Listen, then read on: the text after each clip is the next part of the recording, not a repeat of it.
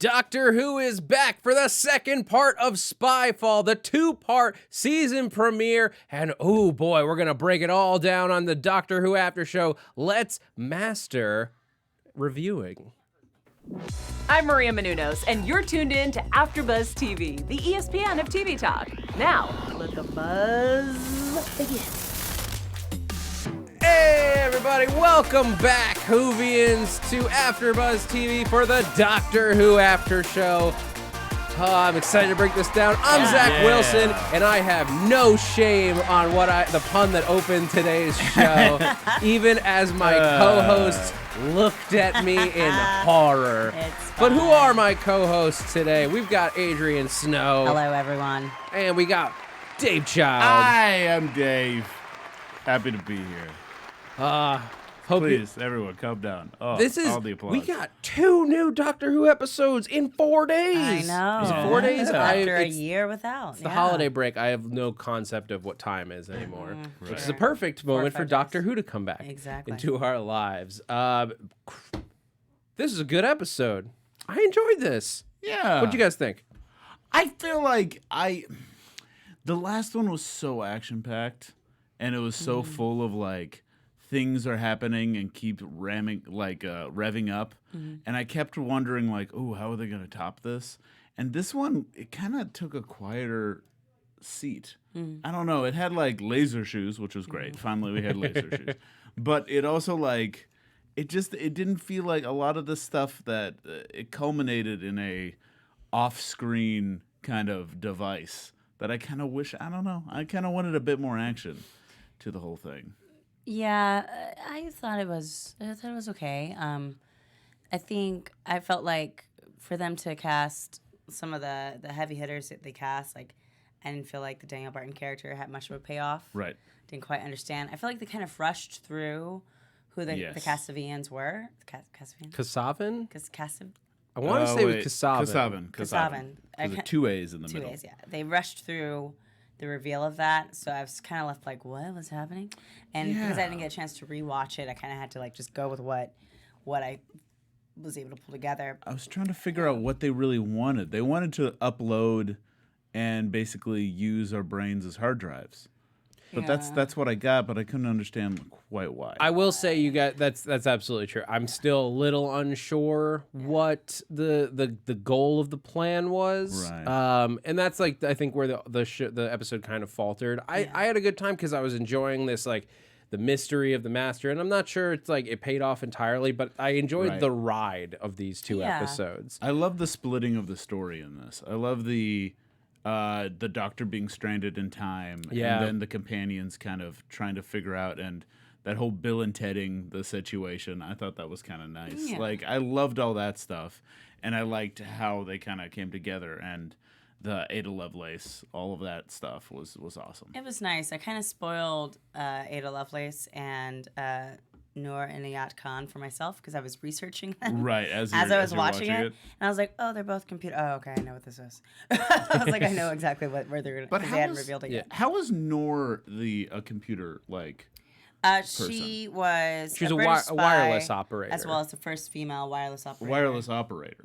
Okay. Yeah. All right. I just thought it was a little odd that they didn't use But I guess Let's break down this episode and go through all the pieces of it and talk about it. And as we do, you guys in the chat, I see you in there, Andrew Hill, Zigzag, who says their first time in the chat. And Louis Spurfan does not agree with our opinions, which you don't have to. But if you do disagree, I want to know what your guys are. Let us know in the chat. We're going to shout you out as we go through the episode. Yeah. Let's start with that old trickster, that old master man. The Master. Yeah. Like this is the thing since 3 days ago. This is what I was talking to everybody about. When it comes to Doctor Who, what else you can talk about? The Master came back out of nowhere. We didn't get a definitive answer. There was lots of debate. Did we? Is this? Well, we'll talk about that. There was debate. Is this going to be a Master from before Missy, before John Sim, between John Sim and Missy, or is this after Missy? And based on where he falls in the Master's timeline, what does that mean towards his character and his story, his take on this role? Do you guys think we got an answer? No. I kind of thought we did. Why? Because he destroyed Gallifrey. So that kind of puts us in a time frame. Like, it kind of makes it seem like because that's kind of our constant is what's happening with Gallifrey, and it feels like because of that he's only could come after Missy, but I guess not. I guess he could go into the future and then kill. I mean, this has sort of been the it's a pocket dimension, so it gets kind of it's timey-wimey and stuff, but like it feels like it's definitely after Sims because of the beats and how we recognized it and everything. Yeah. Or I guess it would have to be either. Yeah, it would have to be after Sim, because would have to be otherwise after he would be Sim. like, "How did you know about the beat that's only in my head?" Yeah. And I got that, like, because he killed, and I don't want him to be after Missy, for the record. I kind of wish he was before Missy, because I like Missy being kind of this The last. evolved form of the Master. But because of what happened with the Time Lords, that makes it feel like he's coming after Missy. But I could be wrong. Well, they did also say that it wasn't just like the sound that was in his head, because when the Doctor made the Morse code, she also said it's the sound of 2 heartbeats. Yeah. And I was Which like, is what the 4 beats were. yeah. Yeah. But okay, I guess it kind of makes my point mute. But like, what am I saying? Whatever, I'm tired. But yeah, I still wasn't quite clear on what they're trying to do. I still feel like he's post Sam, possibly pre Missy. But if he's post Missy, then I do require an explanation. So Yeah, I kind of require an explanation regardless, because the last time we saw Missy, she was dead. Well, I do have to she say, was dying. dying. The implication was that she was The final. dying, not regeneration dying. Yeah. Right. I do have to say that if it's post Missy, it seems like the Master learned whatever the Timeless Child stuff, and that kind of broke his brain again. Yeah. So that's why he committed genocide. Plus, he's like super evil this time. He's like gone full comic book villain now. Like Yeah. So the Master's basic goal in this episode is like comic book Lex Luthor, like Kill your precious style. humans. Like, I am going to wipe the planet, like wipe out everyone. Wah! he does say one Missy thing though, which I liked, which was, "How else am I going to get your attention?" That kind of like relationship between the two.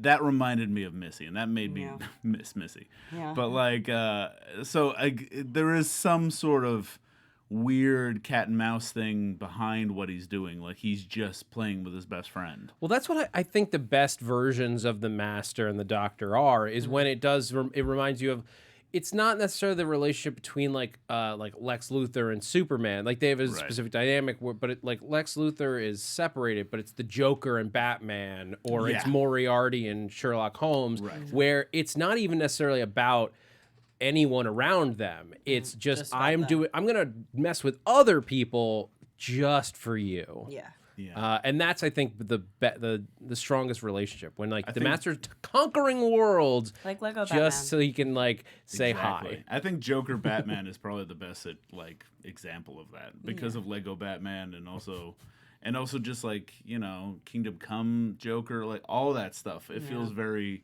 That tends to be what the Joker likes to do. Yeah. Is just have a relationship with Batman. That, I think, that might be the reference point for this Master. This is like the Joker Master, like, because he's laughing a lot. He is like giant mood swings from like giddy and laughing to deadly serious and angry in like this in a fraction of a second. Yeah. And also has my favorite like aspects of the Joker, which is really smart, really manipulating, but we don't know what the motives actually are, and that's what makes them an instrument of chaos, like chaotic evil.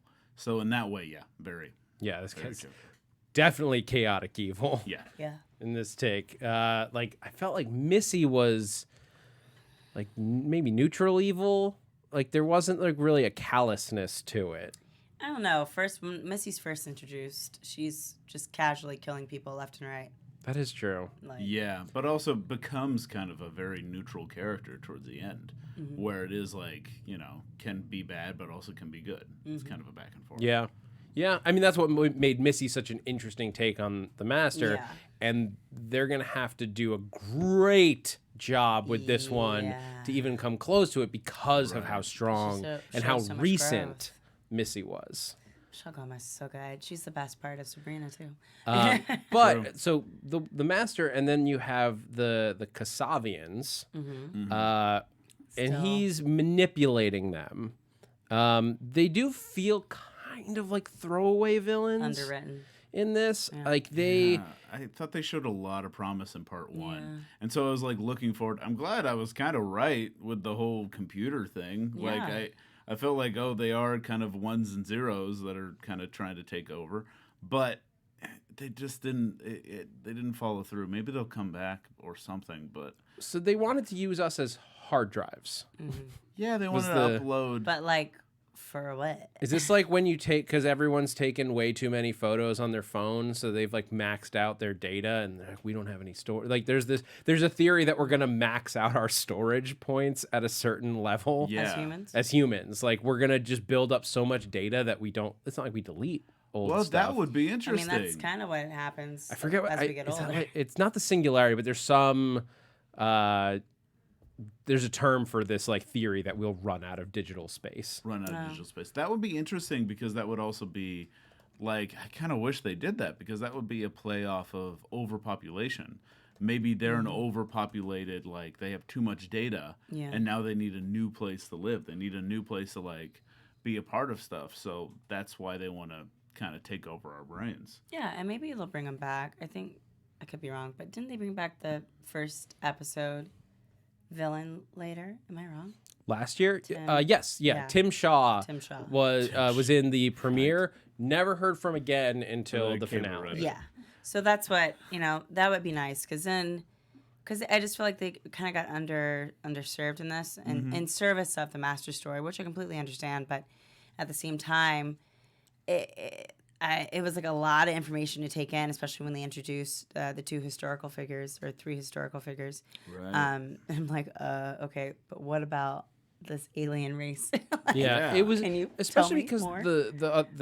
the Kasaavians in the first part of this were kind of like mocking. They literally Yeah. said they were They mocking had a us. personality. Yeah, and They then had- that didn't. They had no communication with the Doctor or This the time. team in this episode. Yeah. So I kind of I hope they come back only because I think there's more to them. Like there's something else that they either maybe cut out of. These were long episodes already, so I'm wondering if something hit the cutting room floor. Probably. And it would be nice to see like what these beings look like. I swear though, if they're just Cybermen, I you don't think they guys- are. I think they're light.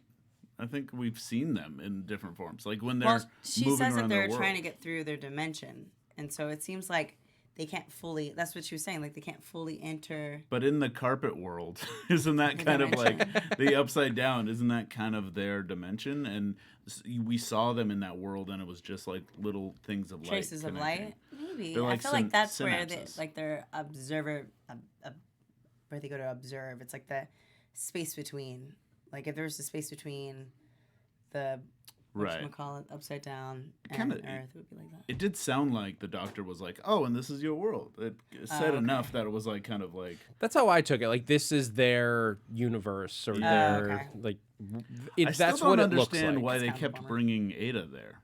I kind of don't To understand. observe her, right? That's what they said, that to observe her. And Yeah, pull they're information from because her. they were already trying whatever they were trying to do. They were already doing without the Master. The Master just sped up the process and took Right, it to an right, extreme. So they were trying to figure out how humans work and access them. And like you could argue that the implication is sort of that by them studying Ada, they may have like implanted the idea of computers or they like this idea of that there's more, and then you're like, well, is there more? I must investigate, and then you come up with ideas. Yeah. Right. I mean, just seeing the carpet world, as you put it, reminds me a lot of the theories of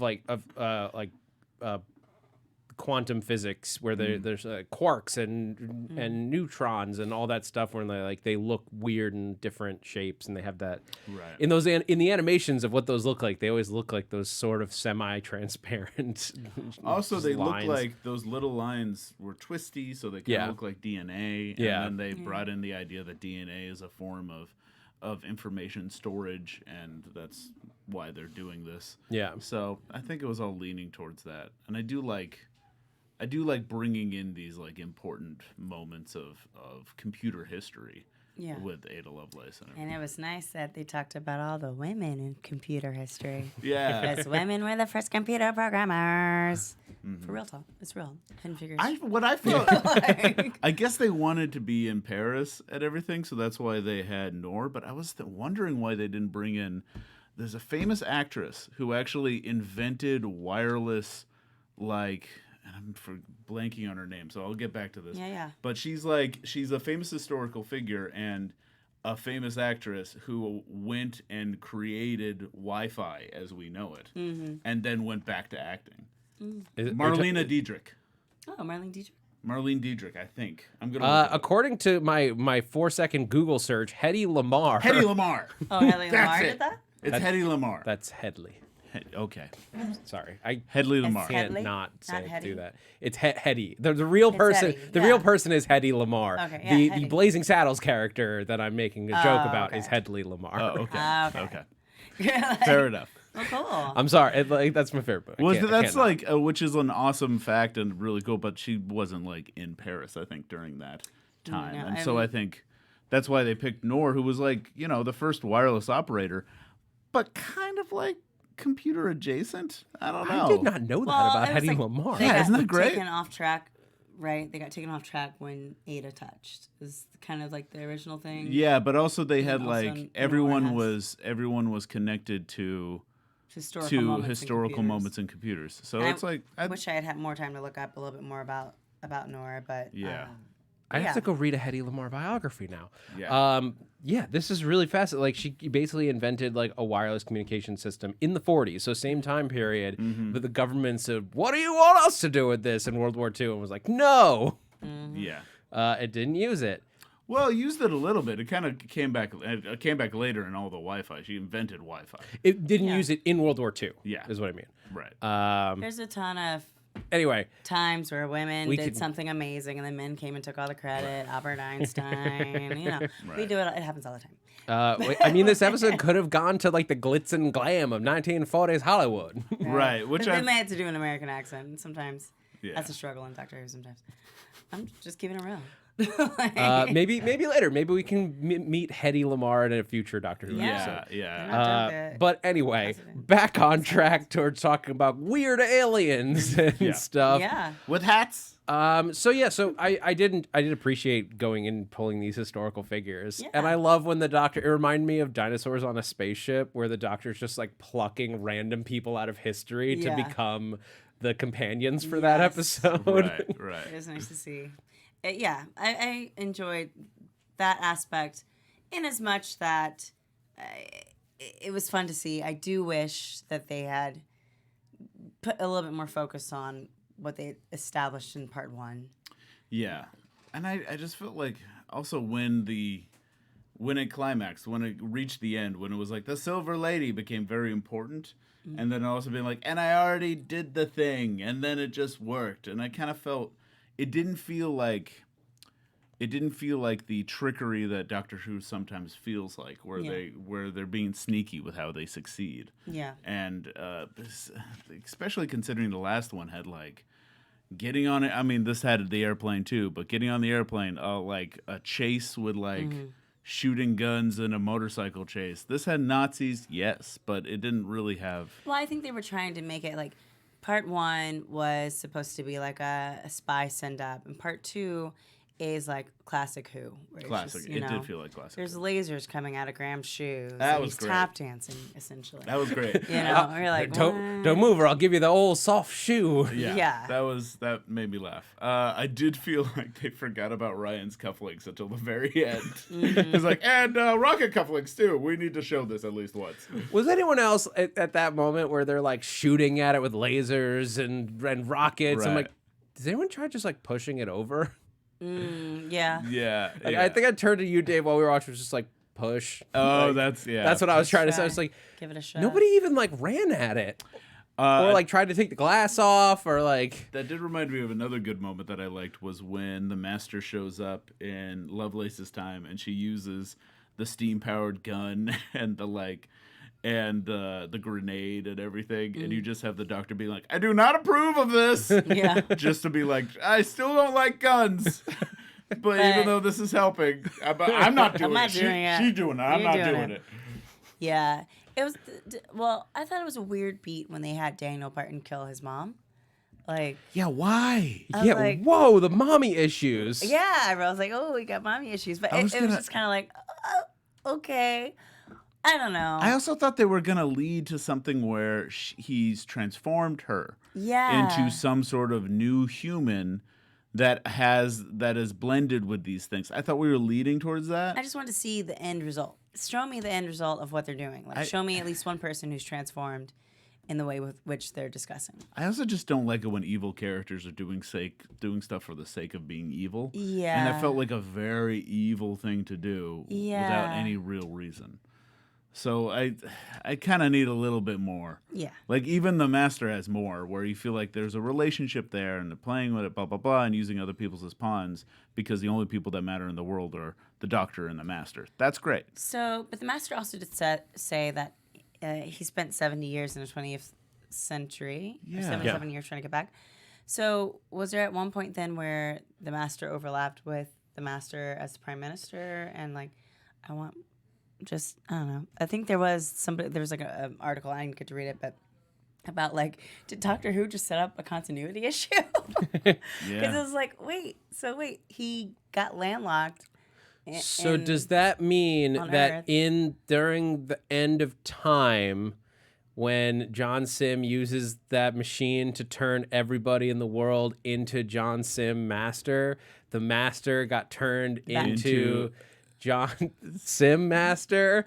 That had to feel Right, weird. No, I unless think he he was only did it like- to humans, but I mean, headcanon stuff, maybe he just hit. look, it's that is, of all the Doctor Who continuity issues, a fairly minor one. Yeah. He Yeah. just, especially if this is a post Missy Master, where he's like, I can't interfere here because that would break everything. Yeah. And like even the Master knows when paradoxes will break the universe. But I feel like we kind of have thrown paradoxes out the window. I also with this I new think the real Doctor. point is that it felt a little convenient. It felt a little convenient to just have him show up and be like, I'm here because I spent 77 years just waiting for this to happen. It felt convenient. Anytime he showed up in the history, I was like, oh, is this planned? Is this like a different, or is this an earlier Master that's like plotting? And they're Lewis like, no. Spurs fan is just like, it's Doctor Who, please don't overthink it. Well, no. Why would anyone but at the same time, if you're going to be setting up things for the story, I just want to be sure that I can handle the right. season. You know what I mean? Not like, of course, it's Doctor Who and like it's timey-wimey. So wibbly-wobbly. so the thing is, like, they Timey-wimey. are setting up stuff with the Master. Yeah.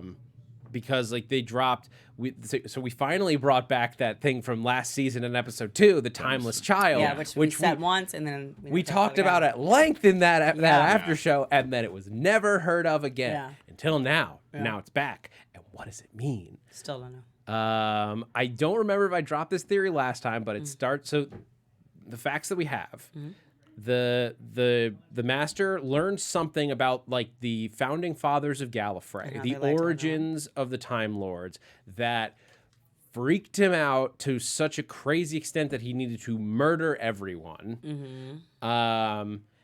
And it's something about the timeless child, which I think sounds like it's their creation myth. Maybe. I'm wondering if it's like, continue. So my theory that I'm gonna throw out there, and I can't remember if I've ever said this on the air, but it's mainly based on like the fact that River Song, traveling while being conceived while on the TARDIS, like got Time Lord abilities, is that like somehow future humans are Time Lords through like traveling the going through time travel, and he's just like, I'm not a human, and he flips the table, and Gallifrey burns. Finds out he's human. The Timeless Child is like the first human to discover time travel or something. That would still sync up because light years and all that kind of stuff and time travel and The first thing I thought it was kind of a Columbus situation where finds out that one of the founding fathers that they always kind of think is great, was a genocidal maniac or something like that, and maybe killed a bunch of people in order to start the Time Lords. Why the Master would care about that? That also kind of lines up with just Time Lord history in general. They're not like a nice people. No, Like the Time Lords as a community, not like kind. Right, yeah. So I feel like that would just be like, oh yeah, there's a Time Lord who killed a bunch of people. That makes sense. Right, it wouldn't be enough. It does feel like it is very like turning them human, which does feel like they're leaning towards that way. It feels dangerous because you're playing with the entire canon there. Yeah, well, anything you set up with the origins of the Time Lords, you're like, whoa, what are you going to do to Doctor Who continuity? Well, at the same time, though, we don't know that much about the history of Time Lords or Gallifrey. Oh, yeah. So there is space to do that. And, I've always found that to be fascinating that, like, the aliens that humans would meet would just be future humans that were able to come back. Through some timey-wimey crap. It's kind of a sci-fi trope. It's just something I've always wondered about the Time Lords, and it's like been sitting in my head for years, and be crazy if it paid off now, right? All these years later. Like I was right all along. But I don't know. I don't even know that I want them to go that direction. The thing is, if you set that up now, if you drop that, you can't undrop it, and that's the thing. It's a bit. It has kind of bit. It's fair. They did just sort of be like, the Master's back, but how? He's back. Then there was that whole time where everyone on Earth knew about aliens, and they're like, psych. Yeah, totally erase that. So right. Doesn't really matter at this point. We all know that if they don't want to do it, they'll just erase it. So there was that time where everyone couldn't die on Earth if you're looking at the extended continuity. There's a lot of weirdness with Earth that, everyone's kind of forgotten about. Yeah. I feel like there's more crazy big stuff going on in here. But small stuff, just like the human side of it, we really saw from the companions' perspectives how little they know about the Doctor, and then maybe the least of any companions that have been with the Doctor for this long. Yeah, they didn't get the whole speech about I'm from Gallifrey. No, they didn't get the recap or anything. It felt like last season was very removed from the Doctor Who universe in a lot of ways, except for a Dalek. So it is nice to see that through their eyes, where it's like, wait, there's a whole history to this person that we don't even know. We kind of vaguely even know that this person was once a man. So they didn't even know that. No, we're kind of like, Graham didn't know. Sounds like a joke. It was like, I thought everyone was joking. Yeah. Yeah, like she said it, but I don't think they ever took her seriously. Seriously. That was a fun moment this week. The what did she call it? The disappearing man, or the appearing man. The amazing appearing man. Lady. Every time. Yeah. I mean, look, you can refer to yourself with a certain pronoun for 2,000 years. Takes a while. Yeah. But were there any other moments that really stood out to you guys in this episode while I skimmed through my notes? The whole like Russia thing when he compared the what is it? Kasaavians? The Kasaavians. Kasaavians, whatever. To Russia. I was like, ooh, deep cut. Okay. Yeah. And then when he not so he was much like, anymore. It's a pretty recent cut. Yeah. Well, no, deep cut is what I said. And then also like, or I guess you know what I mean. Yeah. When he's like, I'm sure we can all be reasonable. And he's talking to the Nazis. I was like, oh, that's cute. Yeah. Oh, that was what I wanted to ask. What did you guys think of putting the Master in a Nazi uniform? I'm just glad they addressed it. That's all I wanted. And also that it was like far even for him. So it was like, oh yeah, this Master is like ultra evil. He's ultra evil. Because never, I don't think ever have they had one of the regulars or recurring character become or dress like a Nazi. Usually they're just going even up the against Master? Nazis. Even the Master. I feel like seen the Master. Dressed No? as a Nazi. I don't know. It feels I mean, like he's been something. a tyrannical prime minister. I mean, that's pretty. It doesn't feel like relative. It doesn't feel like a change for him. I can't think of the word. Yeah, it just felt odd to see like Relevant. the first master who's not a white man suddenly be like a Nazi for a while. Yeah. So it took me like a while to be like, how is he doing that? How are Nazis being like, I'm cool with this I guy? did have They a were like, question yeah, to they that, did. Well, but yeah, they but answered they it. address it, and they yeah. did, and that was great. And that was like, okay, good. They've addressed it. That was enough for me. Yeah. No, this episode had a lot of interesting moments and like strong just like takes. Like it was bold at least in like a lot of the things. And I think that we'll get more answers as we go. Before we wrap out of here and do a round of predictions, we want to find out who was in this episode in our segment, Who's Who on Who? And that sound means Adrian, take it away. I also like when the doctor said snap. It was like, oh, River Song.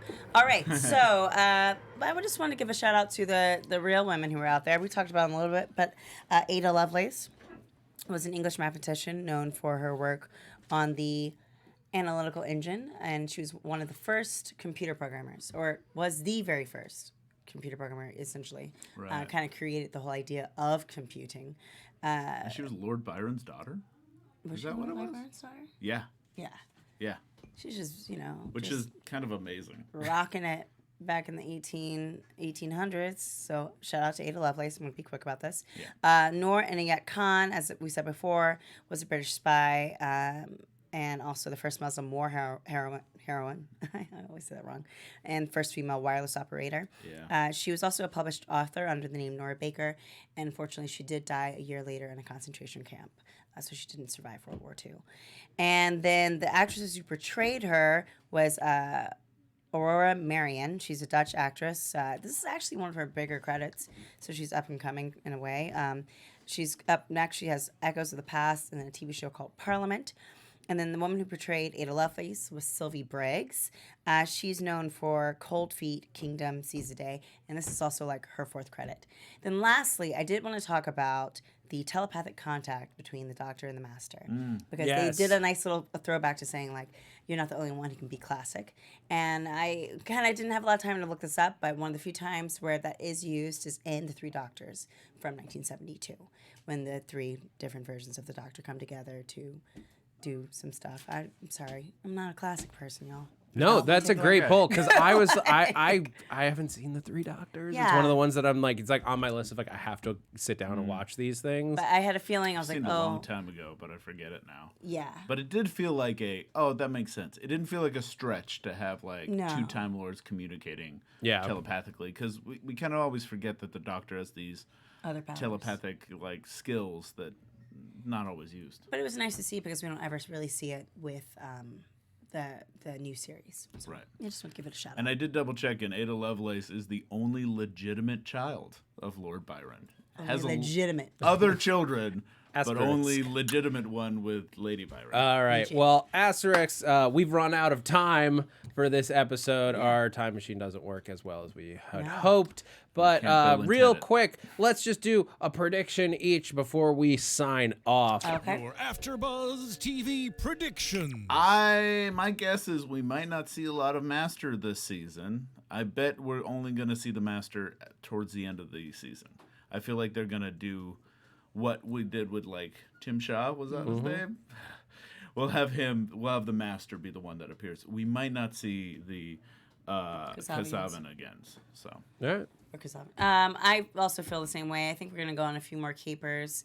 It would be nice if the Doctor is more willing to resolve some of the stuff she needs to with her companions, but I think next we're back to sci-fi all the way. Yeah. I think we're going to be doing some seemingly boring, like, not boring episodes, but like, oh, this is an innocuous journey to this, but the Doctor's really just digging for timeless child information by going to different planets and not telling her companions, and that's be going nice to to have come that to an through line. emotional head. Yeah.